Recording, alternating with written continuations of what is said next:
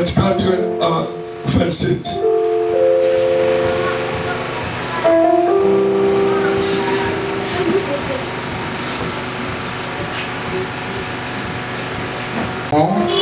Pour obtenir une couronne corruptible. Mais nous faisons-les pour une couronne incorruptible. Moi, non. Amen. Tikali Susu, une fois de plus, Zambé na Likolo à Pambolayo. La vie chrétienne. Vie chrétienne, bien aimé, les avis facilité. Moutouma va consentir. Les a facilité, vie chrétienne.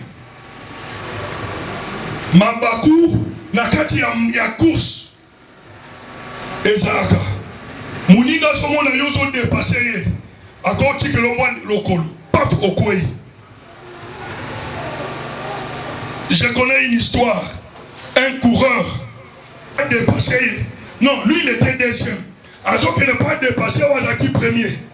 Wazaki premier, a moni que ligne de départ d'arriver comme il peine. Ce qui va doubler là, n'a raté couronne. A tiré le kolo. Moninga beti na lokolo akoi. Asimi mwana na ye na loboko abani ko assister mwana ne bazo kende balbibe abandonner na yo ya lobi na kotika te il faut na koma na ligne d'arrivée tina ligne veterans maboko. Cela veut dire quoi? Bien aimé, ata Satan a tenu au barrière liboso. À quoi ici yo na kindoki, à quoi ici yo na kindumba, à quoi ici yo na moibi. Kotika na kokweya te. Telema yamola elikoloba au police sanitaire au seni boni c'est pas ensemble au komi marche na mala. Amen. Voyez, dans la marche chrétienne, la marche avec Jésus, et ça marche où nous devons se contrôler jour et nuit. On doit veiller sur ta relation personnelle avec Jésus. Alléluia. Bible Sonoba, Job d'habitude, Bananaye, Bazakina Momesana, Kosala fête. Moulo va refléter pas à Koulout. Moule Koya va refléter pas à Leki. Moula Moussous va fêter pas à Oyalandi. Mais cette fois-là, Bazakina fête pas à aîné de la famille. Va inviter ma sœur de Bamomisatu. Quand m'a fêté, la Bible dit, diable avait frappé. Parce que la Bible dit que Moupepeyaki et Bouki Amira. La Bible dit que chaque fois qu'il va fêter, va lier, va béni, va béni. Ce qui fait ici, Job Goya a convoqué Banana Enyos. Job faisait des prières pour sanctifier ses enfants. Job sautait des paroles. Job priait pour ses enfants afin que Nzambe alim bisabango. Parce que Job se disait, peut-être que Bananangai n'a fait Bazaki Nango, Ndenge Babinaki, Bameli, peut-être qu'ils ont péché. Alors il faut que moi je puisse demander à ce que Dieu alim bisabango na mabeno sobasalaki. Et pour cela, je vais conçoit à jouer nyama moko pona mwana moko nyama moko pona mwana moko atumbi yango lokola mbeka et pas Nzambe afin que Nzambe alimbisa bana na ye. Alléluia. Donc ça veut dire yo en tant que mwana Nzambe tu dois contrôler ta marche de chaque jour avec Dieu. Ce qu'on dit que au koya qui quelque part ne reste pas par terre. Répands-toi. Senga bolimbisi, Zamba kolimbisa. Amen. Dieu va te pardonner. Et ce que Senga bolimbisi, poursuis ta marche. Et la foi que Dieu m'a déjà pardonné, continue ton chemin. C'est ça le problème. Tu dois persévérer, même dans le service de Dieu, tu dois persévérer. Okoko sala Nzambe likolo te. Sala Nzambe na motema no mobimba. Il faut mituna est-ce que modèle na osala nzambe nzambe azosepela nango est ce que modèle na osala nzambe ekobota mbuma to ekobota mbuma te parce que Bible ezoloba na Jérémie chapitre 48 verset 10 la Bible dit qu'il soit maudit tout celui qui fait l'œuvre de Dieu avec une négligence. Alléluia. Donc si tu ne fais pas l'œuvre de Dieu bien, si tu ne persévères pas dans l'œuvre de Dieu, de manière à ce que Zamba se pèlera Moussala Yosali, ça veut dire que tu es en train de négliger. Or, si tu négliges l'œuvre de Dieu, Oyomoko Mikoti ici, n'a c'est à malédiction. Ou on est en malédiction et où tu n'es pas satanaté. Malédiction et où tu n'es pas Nzambé. Amen. Et sa malédiction, Nzamba prononcée. Alors, si on néglige Moussala Yosali, c'est pourquoi tout ce que tu peux faire, même l'intercession à l'église, tu dois bien le faire. L'évangélisation, tu dois bien le faire. L'adoration, la chorale, tu dois bien le faire. Quand tu négliges, sache que aux Alibanda, il y a persévérance. Alléluia. Alléluia. Amen.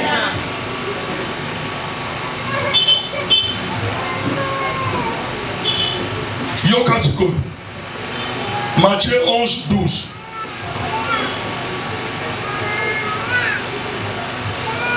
Matthieu 11, 12.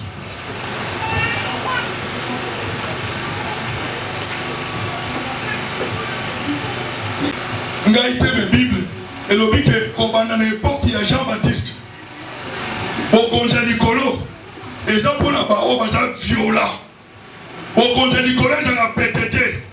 Quand organisateur, n'est-ce pas dit dans quitte l'église, automatiquement, au congé Nicolo. Aujourd'hui, comme ça, et ça va monter. Ce n'est pas automatique. Alléluia. Amen. Ce n'est pas automatique. Bien aimé, jour mon courrier sorti du Baïkoli. 2 à 2. Baïken ne va pas Moussa Nanzam. Baïkoli Baïkei. Tant Baïko Songa, Baïko fait un rapport. Baïko Seigneur, même les démons, Baïko soumis à l'autorité de la mission. Même Baïko Mabé. Milimo mabe, bat ezo biba kati na batu, batu bazo kango lama, milimo ezo tosa biso, ezo pakata mangu. Oyebi réponse à Yesu. Yesu a dit bamo, bon se réjouir te pona, milimo mabe ezo tosa bino. Mais bon se réjouir de ce que vos noms soient écrits dans les livres des cieux. Alléluia. Amen. Cela veut dire quoi?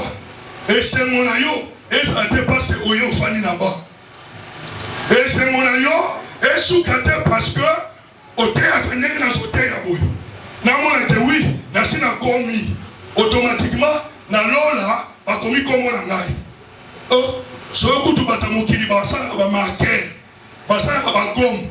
Omo samba sala gom. So komo na komaki, le lo komi ango. Lobi yo ko ine gobo. O bi teke de ko ine gobo pe, nzamba bo so gom a effacer. Tout ce qui peut être écrit peut être effacé. Parce que toi tu peux penser que au Konzalikolo, comme on a Kendaka, dans l'évangélisation, nous avons maîtrisé l'adresse à Bandimi, l'Okuta. Tu peux maîtriser les adresses de tout le monde, mais comment on a Nicolo est. Tu peux être ici, au Sali 15 ans, 17 ans au Kolanga, mais si je ne persévère pas dans la foi avec Jésus, je n'arrange pas mon intimité avec Dieu. 17 ans dans les recours à la main. 17 ans recours à la main. Au moins, il y a un mobile là. Mandaline, l'itanga na musabi. Mungongo est zika. Azo macho l'itanga otala boy. Papa, libulu mobezawa, séparateur mobezawa, moyen na comme place yozate. Yo pe moyen comme place ngana za ezate. Parce que séparateur est à la carte. Tu dois persévérer pour avoir la couronne. Tu dois persévérer. persévérer dans la sanctification, persévérer dans l'intimité avec Dieu, persévérer dans l'amour fraternel. La Bible dit que les disciples, qui réunis dans la chambre haute, ils ont persévéré dans les enseignements des apôtres. Il faut persévérer.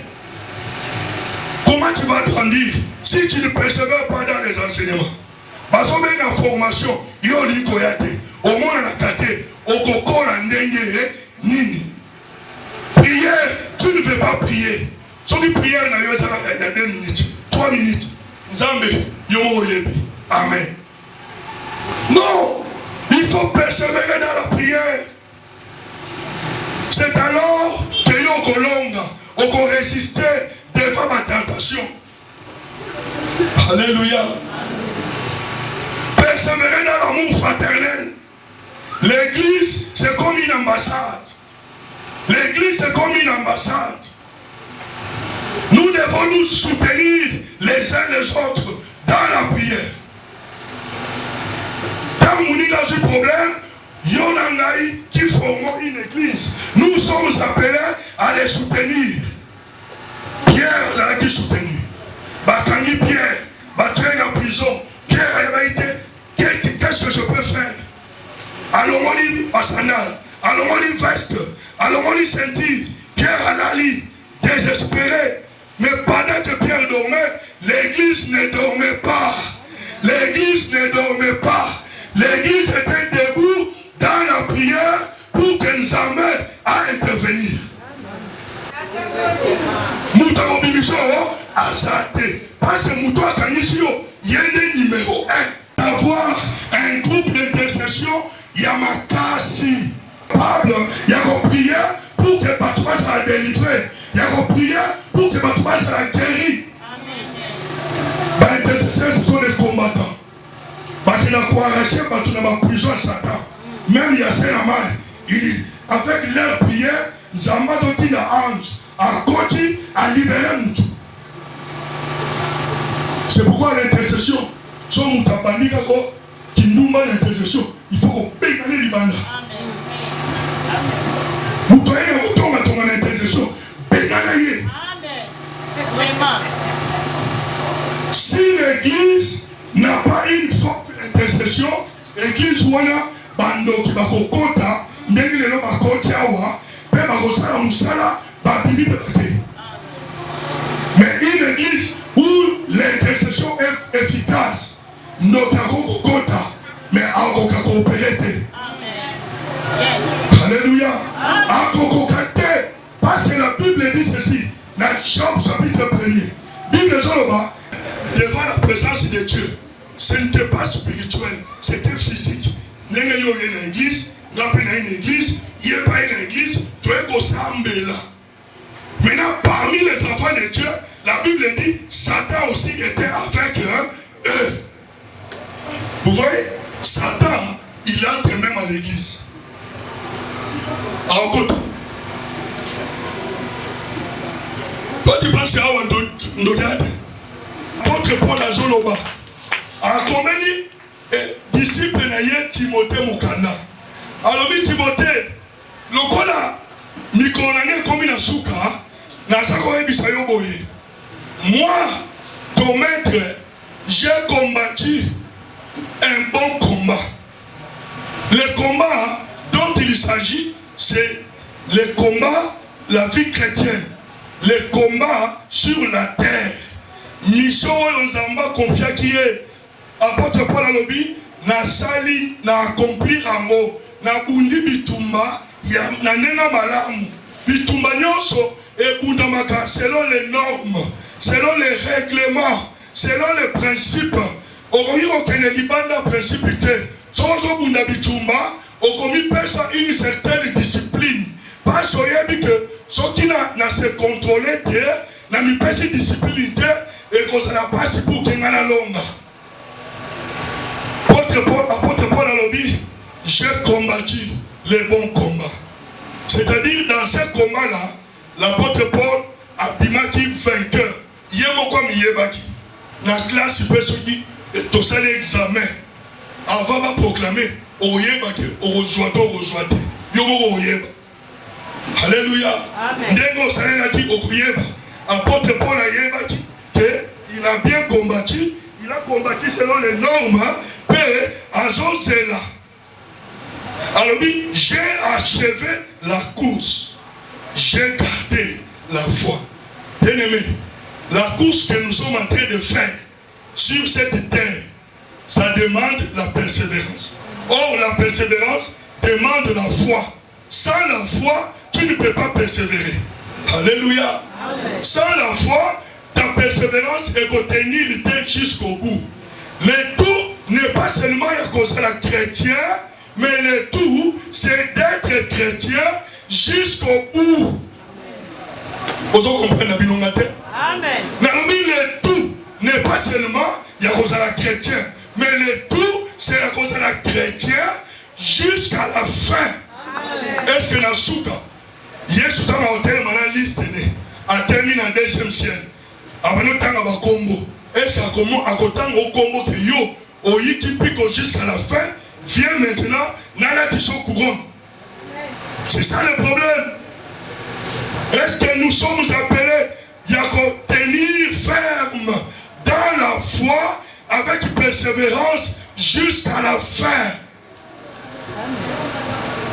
Je vous dis, et ça là-bas, ne pensez pas que le monde entier va tourner koufa avant que Yesu soit là. Non.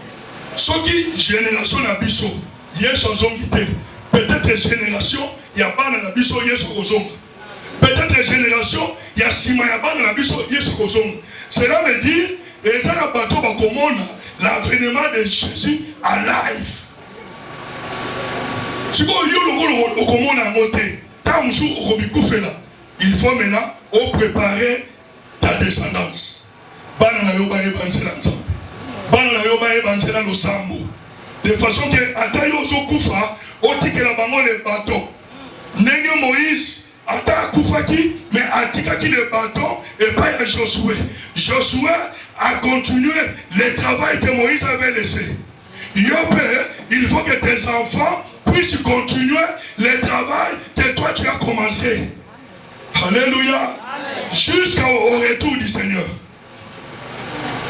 J'ai combattu le bon combat. L'apôtre Paul dit désormais, la couronne de justice m'est réservée.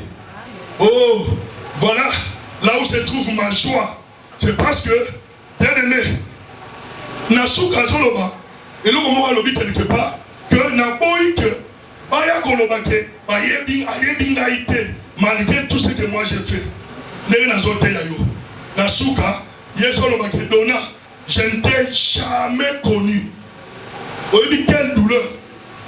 Mais Luca a fait son mot. Alors, maman Mireille, vraiment, tu es ma fille, tu mérites d'avoir la couronne. Maman Lissi, tu es ma fille, tu mérites d'avoir la couronne. C'est la fin qui justifie, ce n'est pas le début.